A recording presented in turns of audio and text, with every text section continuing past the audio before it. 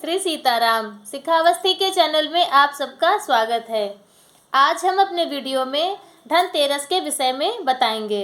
जो दीपावली के 5 दिवसीय त्यौहार होते हैं, 5 दिनों तक लगातार जो त्यौहार होते हैं, सो धनतेरस वाले दिन से ही वह त्यौहार प्रारंभ होते हैं। तो धनतेरस का जो त्यौहार है वो कार्तिक मास के कृष्ण पक्ष की त्रयोदशी तिथि को मनाया जाता है और इस वर्ष 2023 में धनतेरस का जो त्यौहार है वो 10 नवंबर दिन शुक्रवार को मनाया जाएगा। तो इस दिन धनतेरस का जो त्यौहार है वो सिर्फ खरीदारी का ही त्यौहार नहीं है।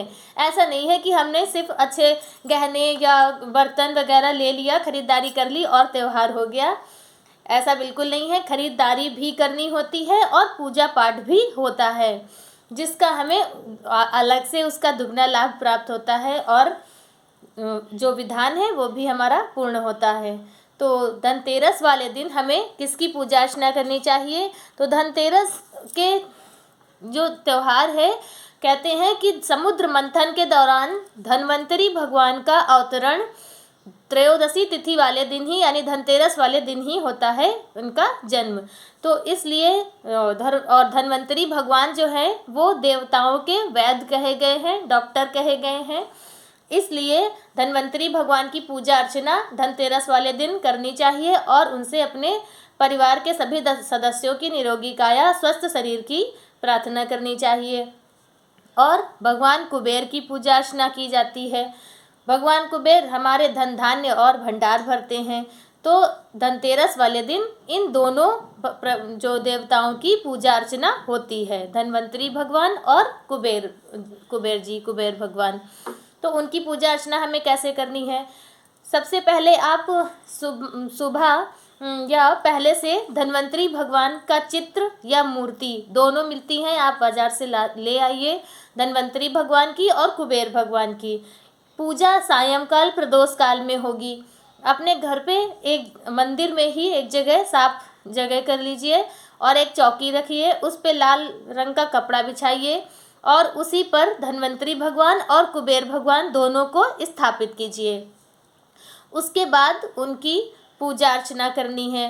पूरी विधिवत जल, अक्षत, चंदन, धूप, दीप दोनों के अलग अलग जलाने हैं। धन्वंतरी भगवान के लिए एक दिया और एक दिया कुबेर भगवान के लिए।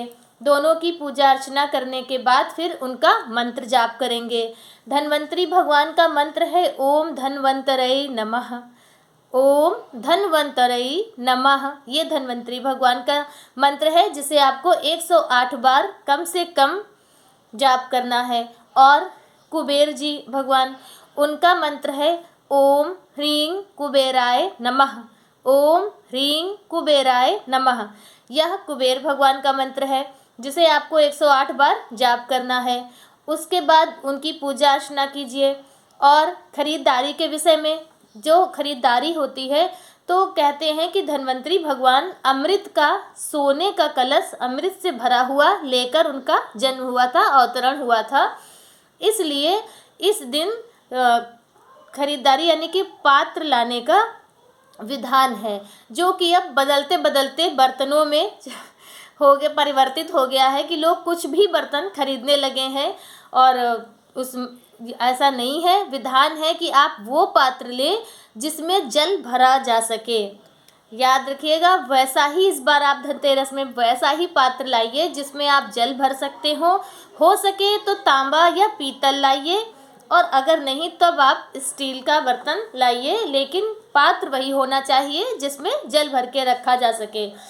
और जो लक्ष्मी माता की भी पूजा अर्चना आराधना करते हैं, इस दिन माता की प्रसन्नता के लिए सोने या चांदी के गहने भी लिए जाते हैं। तो जो लोग सोने या चांदी के गहने नहीं खरीद सकते हैं, क्योंकि सोना इस समय बहुत ही ज़्यादा महंगा है, तो वो लोग भी परेशान ना हो। और वो लोग भी छोटी वस्तुएं हैं जो आपके बजट में हैं, वो आप लाकर पूजा अर्चना कीजिए और आपको वही लाभ प्राप्त होगा जो सभी लोग सोने चांदी के गहने खरीदकर प्राप्त करेंगे। तो उसमें है कि आप खड़ी धनिया, जो हमारे किचन में, रसोई घर में हमारे जो यूज़ होती है, वो आप ले आइए। खड़ी धनिया 150 ग्राम, 100 ग्राम जैसा हो वैसे आप ले आइए। हल्दी की गांठ, जो खड़ी हल्दी आती है, हल्दी की गांठ, वो हल्दी आप ला सकते हैं। इन सब चीज़ों से भी माता लक्ष्मी प्रसन्न होती हैं। और उस दिन मिठाई ज़रूर लाइए। पूजा धनतेरस वाले दिन घर पर कुछ भी मीठी चीज़, यानी कि कोई भी मिठाई बर्फ़ी आप अपने घर ज़रूर लाइए, उसी से भोग लगाइए। और भोग में धन्वंतरी भगवान का जो भोग प्रसाद होगा, उनके जो पुष्प होंगे वो सफ़ेद रंग के चढ़ाए जाएंगे, और कुबेर भगवान को पीले रंग की मिठाई और पीले रंग के पुष्प चढ़ाए जाएंगे। इस चीज़ का भी ध्यान रखिएगा।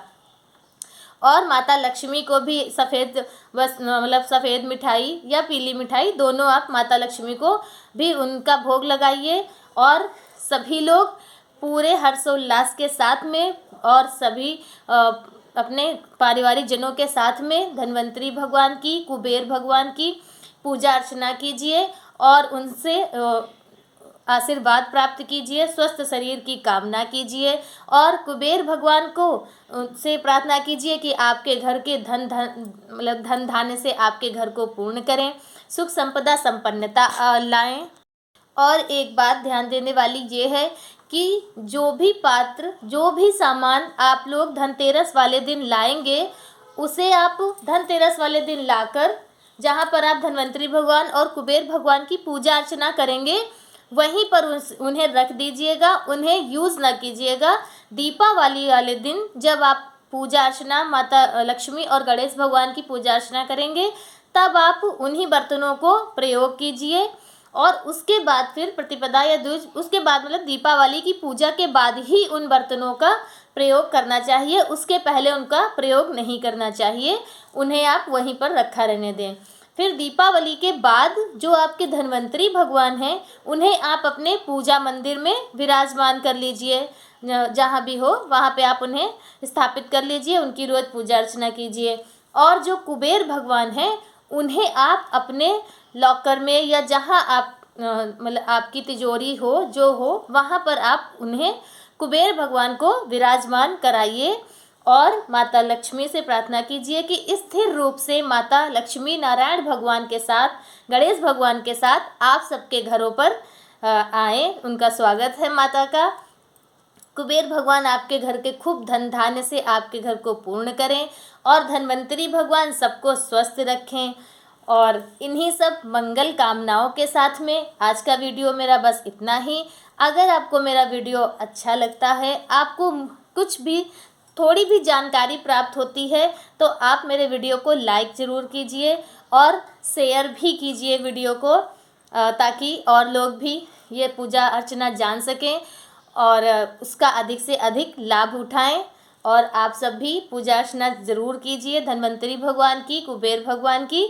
और फिर देखिए अगली दिवाली तक आपके घर में कैसे खुशियाँ आती हैं, कैसे माता लक्ष्मी अपनी कृपा बरसाती है।